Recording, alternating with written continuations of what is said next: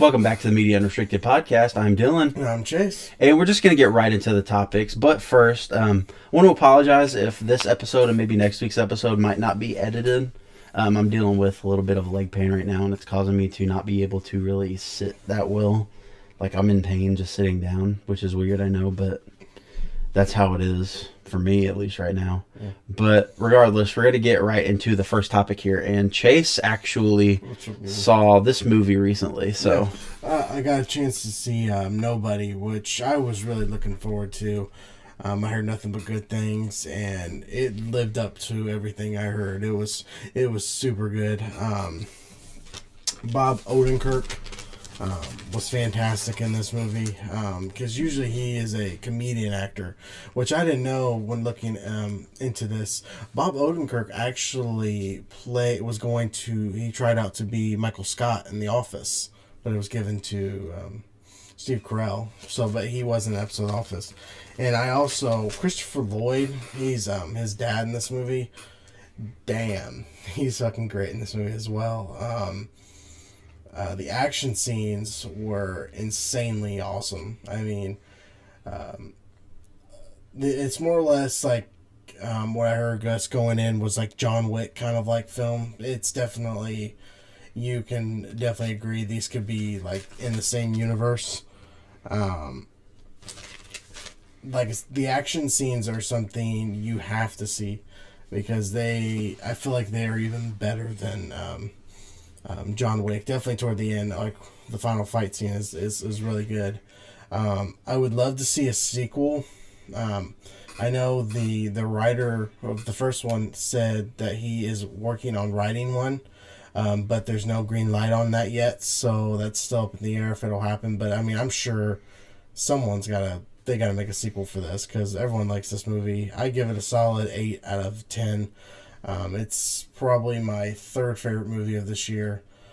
So if you like John Wick and all that good stuff, definitely check this out. It is definitely worth the watch. All right, and we're going to move on directly to the next topic, and that is that Fast 9 zoomed to a mighty $70 million debut, which shattered pandemic records. Now, the official numbers that they have here are that it opened to $70 million in 4,179 North American theaters, and that's the biggest start for a movie at the U.S. box office, not just since the onset of the pandemic, but since 2019's The Rise of Skywalker. It seems like forever. Yeah. And it, as the article states, prior to this weekend, A Quiet Place 2 held the pandemic-era opening weekend record with 48.3 million. So this almost completely doubled it, which is crazy. Which isn't a big surprise that Fast 9 was going to bring in the money. But, I mean, I'm glad to see, I guess everyone is, like I said, everyone's ready to be back and going to the movies. I don't think this was one that was on the streaming service, I don't think. I think you have to see this in theaters or else. So, I have the other results. I don't remember if it was on there. Quiet Place 2 came in second place, which Quiet Place 2 is still doing, right there, which is still doing great because that's where it's been for the past few weeks. So, I don't know. I guess people just want to keep see that movie over and over again. And I think it was last week was Cinema Week. They had a cool thing going. I don't know if our local theaters did it, where you got to see for one ticket price, you could see both of them on the big screen, the first and second one, which is cool. Hitman's Wife's Bodyguard came in number 3. Peter Rabbit came in at number 4, and Cruella at number 5. And I think The Conjuring was right under that one. So I guess people have avoided The Conjuring anymore. But yeah, I think Fast 9 is going to hold that first spot for 2 more weeks, I think, until Black Widow comes out. I think Black Widow, will actually, I feel like it's going to top everything Fast 9 makes. And I could be wrong. Again, I mentioned in one of our earlier episodes that we don't report on rumors as news. Mm-hmm. I just usually mention rumors in passing because that's what they are, rumors, and they should be taken with a grain of salt. Always. There is a rumor going around that the trailer will be released so that it can be put ahead of... That the trailer for Spider-Man was it No Way Home? Yeah. Will be released in time to be put in front of Black Widow, which comes out next week. Like not this upcoming week, but the week after. The week after, July. Or is it? Yeah, it's next. 2 2 weeks. Which I'd be down for. I don't know if I believe that. It's right now. It's a rumor. Please don't be assholes and put it with only the IMAX screens or want to kick someone's ass with that. Yeah, just take that with a grain of salt. But speaking of that, we haven't seen Fast 9 yet. We will within hopefully here pretty soon. Yeah, I have seen some of the Jurassic Dominion like sneak peek thing. Really? It's on YouTube. It came out on YouTube like the week before. Oh, you just want to give your thoughts on that then? I can. Yeah. Because some of it, how it starts is with like 65 million years ago. You kind of see how dinosaurs were like back then, and then it cuts to 65 million years now, which like Rexy is on the run from like think people in a helicopter, and then it cuts to a drive-in. Yeah, and the T-Rex wreaks havoc on a drive-in. Which is pretty cool because that's something I want to see. And then it shows like different scenes, like the Mosasaurus, I think, tackling like a whale cage or something like that. But it's not like, I mean, the great. I'd love to see it actually in person, but I mean, because you just see it's not a great thing. But it was a cool thing to see. I think Jurassic World Dominion is going to be something really special. And going back to the horror elements, but yeah, Fast 9 we will see sometime. I'm not in a big rush to see it. I know I've heard it's still not great, but what can you expect? But guess, like I said, Black Widow I think is going to, and definitely if that's the case, if the trailer would be attached to that, I think that's going to bring people to see that as well. Speaking of Scarlett Johansson, that goes into our next topic. Scarlett Johansson is actually set to produce and potentially star in, I guess, what would be considered a reboot of the Tower of Terror. Now, for a lot of people, watched Tower of Terror back in the 90s when the original came out. Yeah. I watched that last year, and I thought it was super good. Yeah, I watched it whenever I was a little kid. It's good. It's a good movie. Bill Paxton thinks in that, right? I think so. I think he's the lead. No, I think it's somebody. I don't know. I can't remember what his name is. The lead, but Kirsten Dunst, I think was the thing. Yeah. Yeah. It's a good film.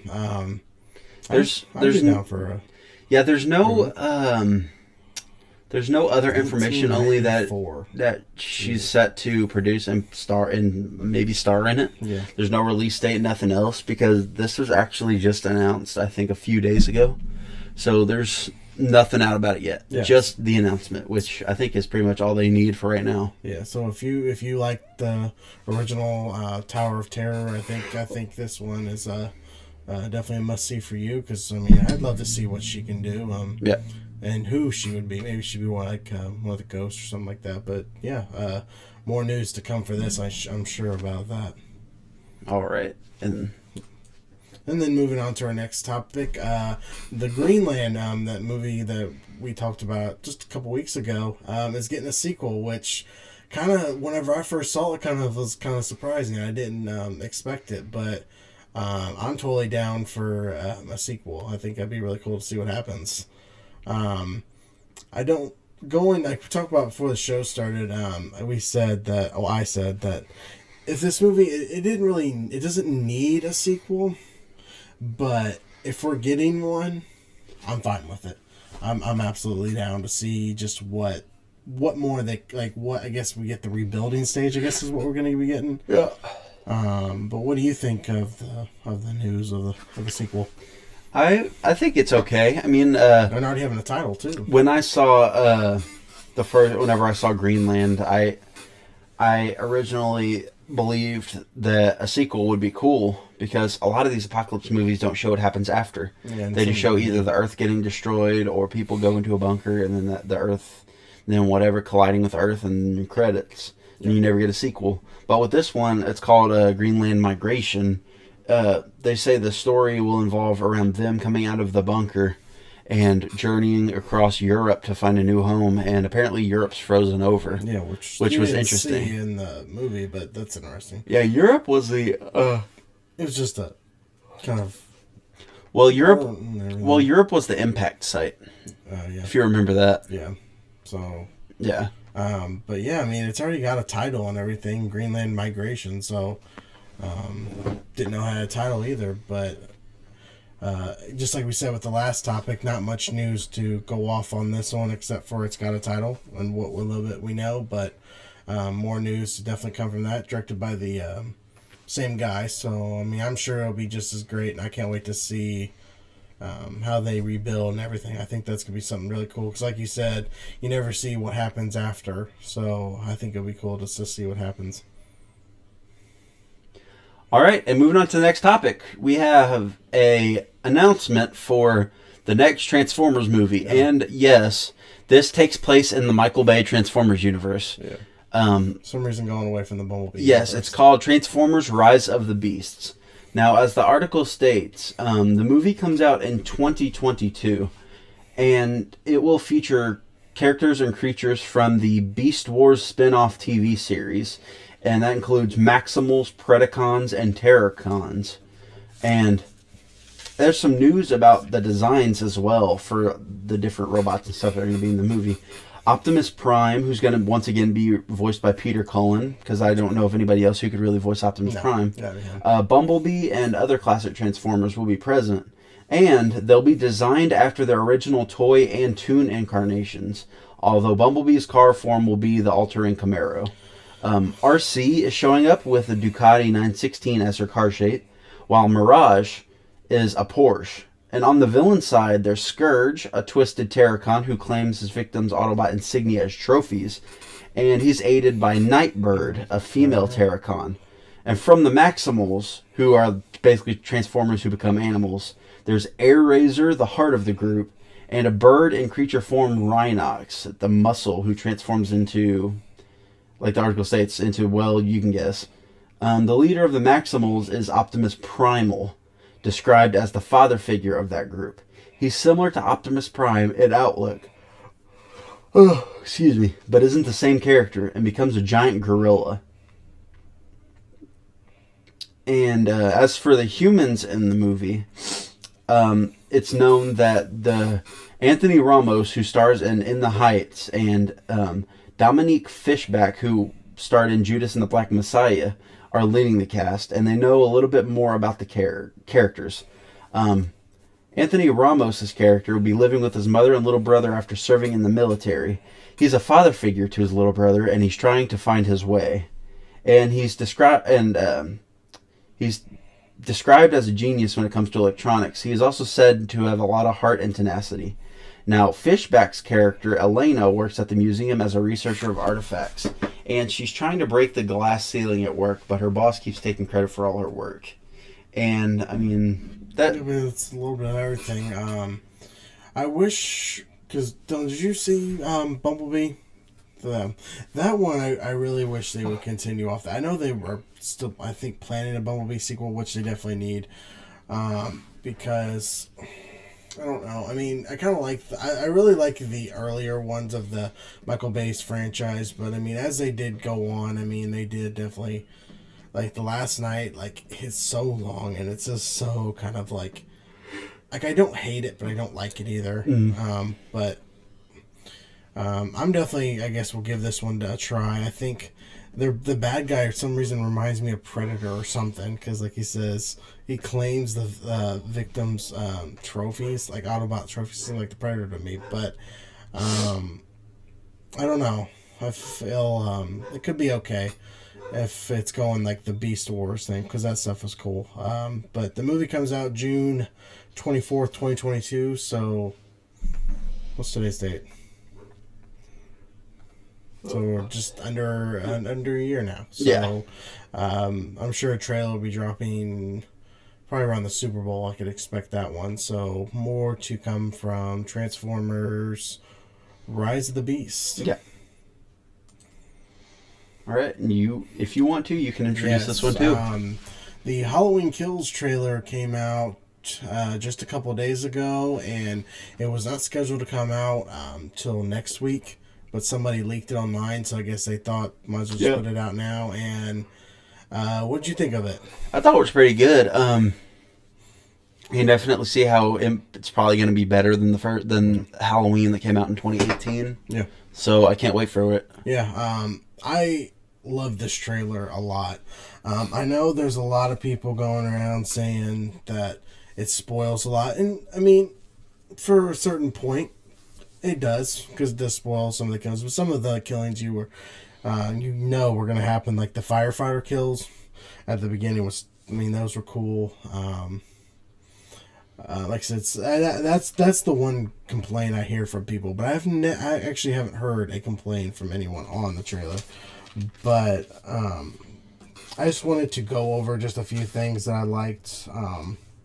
I like that, like everyone is trying to form this like group just to go out and take him out. I think that's cool to see. But I'm loving to see how that's not going to work out. I feel like Michael's going to take out a lot of that. Yeah. And then I loved how, I wish they kind of maybe would have kept this not in the trailer, but they show you where Michael hid after like the place went on fire. He went to like the gun cabinet. I wish they kind of maybe would have kept that thing until you saw it. But the key thing I saw, which was a lot of people noticed everything, was the Halloween 3 mask on the people, and it had like, I know it was in Halloween 2018, yeah, but it had the thing on the back of the silver shamrock. Yeah, so maybe saying that the silver shamrock actually can exist maybe sometime in this. Maybe. I doubt it, but I mean, because I don't see where it would fit in well. But I feel like I agree with you 100%. I feel like this is going to be way better than 2018. And I totally agree with what I've heard about like the high body count. You usually can see the high body count like whenever goes like the older people's, I don't know who they are, but like he hits the one guy up against the wall and then like stabs the one lady with the light, like kind of that was cool. Yeah. But this was a really good trailer, and it definitely gets me excited to see Halloween Kills, which drops October 15th in theaters, and I can't wait to see it. And then Halloween Ends comes out 1 year after October 14th. So can't wait to see what happens, and if there's any more trailers, which I think I heard there's one more trailer coming out, I will not be watching. So I guess that'll probably be all the Halloween Kills news until the film drops. All right, and the next topic we have for you is they released another trailer for ShangChi and Legend of the Ten Rings. Now, this is apparently the 100% official trailer. It reveals a little bit. We got a little bit more story. We understand a little bit more. We saw the Ten Rings in action. Yeah, which was cool to see. We also saw Abomination. Yeah, Abomination return. at the end with Wong was in there too. That's who he was fighting. And Abomination also has a new look to him. He has his actual comic book accurate look to him, which I'm really wondering, is the Incredible Hulk, are they gonna retcon that movie out, or is that movie exist? I know it's already in First Avengers, because you see it whenever. So I mean, are they gonna retcon that? Why would they? Like since Abomination's gonna have a new look, are they just gonna give him just a new look and everything? And then you see what's the dragon's name? Fing Foom. Yeah, which was cool. Which was cool to see that. I think that was a really nice shot. I feel like this is going to be a real fun action movie. There's a lot of cool action scenes from the trailer. Coming in, I wasn't excited to see ShangChi because I just didn't know anything about it. But I'm definitely interested to see it when it comes out in theaters on August 3rd of 2021. So that'll be here pretty soon. So I'm curious to see how the rings go and what they do with Abomination, because I was actually surprised to see him in this movie. I really didn't think he'd fit in, but maybe there's means something, because I feel like you would need him in like Avengers or something. But it'd be cool to see him, and cool to see the back of Wong. So he was always cool to see. Nice. The Batman is going to be doing some reshoots with Robert Pattinson and Colin Farrell. I know they're going to, Glasgow. I believe this is where they were at whenever they had to shut down due to like COVID when Robert Pattinson got it and the stuntman guy. I believe this is where they were. So they're going back to there to reshoot that and some of the stunt scenes. So I believe that is actually the last scenes of the film they need to do. So once they get this done, the Batman will be ready to come out. So I still keep seeing the people think it's bad. That's why it's being reshot, and that's not the case at all. So don't listen to what those say. But I can't remember when it comes out. I think March of next year. So it's definitely my number one movie I'm looking forward to next year. And I can't wait to see maybe some set photos to come out, because I think they're just going to be starting shooting here very shortly. So stay tuned if we get any more with that. All right, with that, we're going to move on to our last main topic. We still have that special topic at the end, so stay for that. But moving on to our last main topic, we actually have a recap not only for Loki episode 3, but also for episode 2. Yeah. Because I don't believe we did that in the last one. No. Loki episode 2, what it pretty much did was set up Loki meeting with the female Loki. Yeah.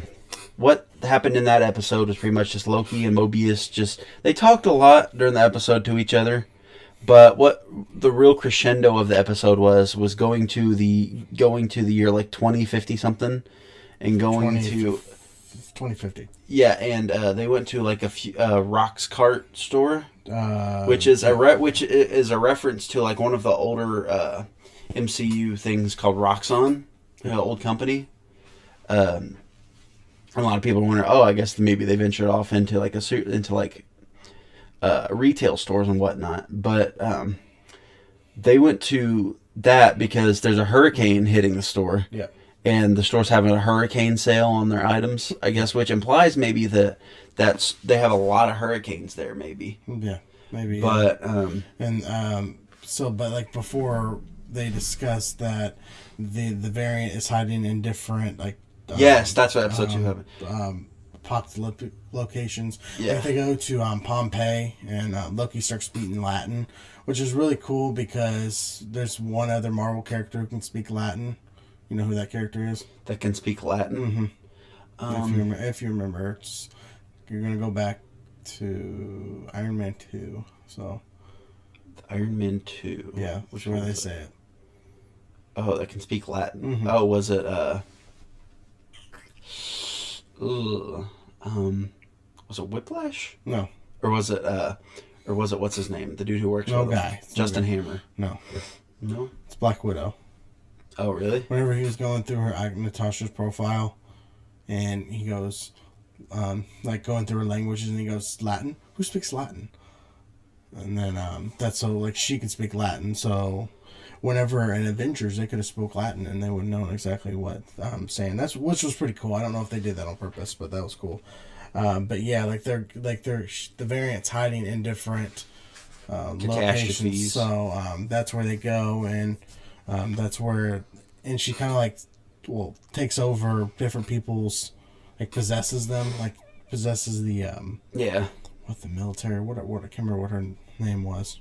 I don't remember the thing, but yeah, and then you find out that it's the lady Loki, and she what did I put was it reset charges? Yeah. Though over the timeline, so that's gonna be interesting to see how that plays out. And then at the end there, Loki follows her into like a doorway, like letting the thing, and that's how the second episode ends. And then the third one kind of gets going right where that one left off. And what the doorway led to was the year 2077, and they went to what was that planet's name? Lamentus 1. Yeah, they went to Lamentus 1, and what's happening there is that planet. There's that planet's moon is crashing into that planet, and it's breaking apart, and just meteors and stuff from that planet are falling down onto it. And what happens in that year is that on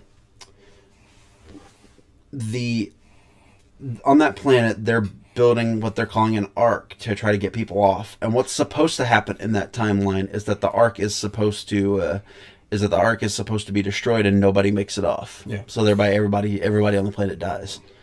And what happens in the episode is that they call it the tempad, which is what they use, I guess, to like open doorways. Yeah. And it's out of energy, and the battery's dead. So they need a really big energy source to charge it back up again. And they have, I believe, the idea they have is taking the power from the train. Yeah, the taking the power from the Ark. Were they taking the power from the Ark? Yeah. Taking the power from the Ark, I guess. Yeah, but then it gets broke. Yeah, and then we got to discuss the train part first. Yeah. And then on the train, Loki disguises himself as one of the guards that's on the planet first to get her in. Yeah, and then they eventually go and sit down and talk with each other. That's where we get the revelation that Loki's bisexual. Mm-hmm. And we also get the revelation that she is, to me at least, from what I understand, confirmed to be a female Loki. Because she mentions that they told her that she was adopted and all of this. So, and then apparently, I guess they get found out by the guards. Wasn't before that? Is that whenever they find out that the people from the TVA are also... That was outside. Remember, they were walking towards the Ark. Yeah. They get discovered by the guards that they're not supposed to be there. So they get into a fight, and then they both eventually get thrown out the window. Yeah. And that's where Loki breaks the tempad. Yeah. And then So instead of using it as a power source, they have to just commandeer it and get off the planet. Yeah, they what happens is they walk away from that. They both sit down, and then Loki comes up with the idea of commandeering the Ark to get off the planet instead of just letting it blow up. And she, I guess, agrees with that. And then it's on their walk where they discuss stuff, and then like what you discussed, that everyone in the TVA are just like them, like different variants. Yeah, which is really interesting to know, because I wasn't expecting that. But yeah, they discussed that, and then they have to more or less fight their way to try to get to the Ark. Yeah, because the guards aren't there, and then I think right as they're getting close to it, a meteor comes and hits and destroys the Ark. So they're left stranded there, and that's how it ends. Yeah, that's pretty much how it ends. It's pretty much nonstop action throughout the whole episode. Really short episode too. Yeah, it's the shortest episode so far, and I think that might be why it's probably my least favorite episode so far. It's definitely my least favorite. Like, I don't like it, I don't know. I didn't really like it. I didn't really like it that much. I like that second one a lot. Yeah, episode 2 was pretty good, but the third one, I can't say I hate it, because I didn't hate it at all. I didn't hate it, but it's just, I guess, just not enough story developed. I think it just was kind of boom, boom, boom, we're done. The second one, they developed a lot and everything, but I'm still excited to see how the show ends. Yeah, me too. I don't think there's as many episodes as the past shows. I think there's only maybe 2 or 3 more left, so I guess we'll see how it ends, because I'm definitely interested to know how they're going to get off the planet, because I mean, I don't know how it's going to happen, and I'm curious to know, is their team, are they going to team up the entire show, or I don't know, is she going to turn on him, or because I'd actually like to see them, because they work together pretty well, but I love the show, and I can't wait to see how it continues. All right, and with that, we're going to move on to the last topic of the video, and that is like the sort of fun, off the wall special thing we do. Today we are going to be doing our favorite arcade games from our childhood first, and then our adult now, basically second. And Chase is going to get started off on his first. Yeah. My number one goes with... for a kid. Yeah, as a kid, would be... What is it? What did I say it's called? Gravity Hill. I remember playing this at the old theater we have... No, it's still there. Showplace. And I used to play it all the time. I don't remember really winning anything off of it, but it's just the fun thing of like holding the handle, and you have to try to get from there all the way up to the grand prize, and it was just a cool, fun game. I think it was like, and it was also back then when it was only like what 50 cents. Yeah. Or when it was real cheap to play.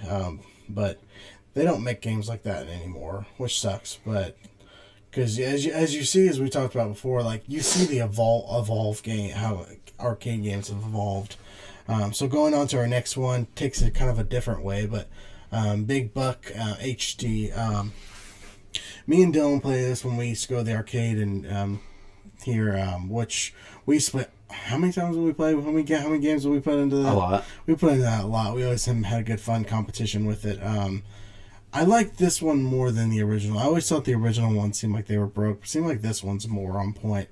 I always wanted to play the zombie one. Our theater never has like the zombie one you can play, but this one was really cool. Like as I said, you can definitely see how things have evolved. But yeah, going to the arcade were always a good part of my thing. So, what's yours, Dylan? My number one childhood arcade game I got to start off with is Colorama. For those of you who are around our age or older, you know about Colorama. A lot of the kids don't know about Colorama, but what you do is you put your coin in. Yeah. You pick one of the colors. Usually, the white one gives you more tickets because if you look up here, the area is smaller. So, and how you play is you press one of these buttons, and the drum right here will spin around with the ball spinning around inside of it too. And then eventually the drum will stop spinning, but the ball will keep going because of momentum, science. And eventually the ball will slow down so much that it stops in one of these areas and presses up against a pressure plate.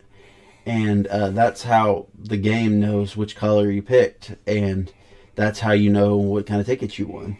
Yeah. I always thought that game was really fun. I couldn't tell you why, but I don't know. Maybe it's colors. It's kind of interesting. It's kind of like a roulette kind of thing. Yeah. More or less, you just take the thing, and also like just to see that picture is like the tickets how they work. 'Cause nowadays it's just digital. You don't get the actual tickets. You definitely see the evolve in that. And my favorite adult game is called Stacker. Now, I chose specifically extra large, like the big Stacker, mainly because I'd say it was about 5 years ago now, I won... it was Avengers and yes. Infinity War came out. These big ones right here. I won an Xbox One X. Yeah, which at the time was $500. It was the new console of theirs that came out. It was like the new version, which was like more improved and stuff. Yeah. And I only put about $5, I think, into the game. That's crazy. And I ended up winning it from this mega stacker. And like ever since then, it's been my go-to game to play if I'm ever at an arcade that has it. It's just one of my favorites. You don't see the big ones too much. I feel like Dave & Buster's, I think... They have the small ones, don't they? Dave & Buster's has like the big ones where you can win tickets. Yeah.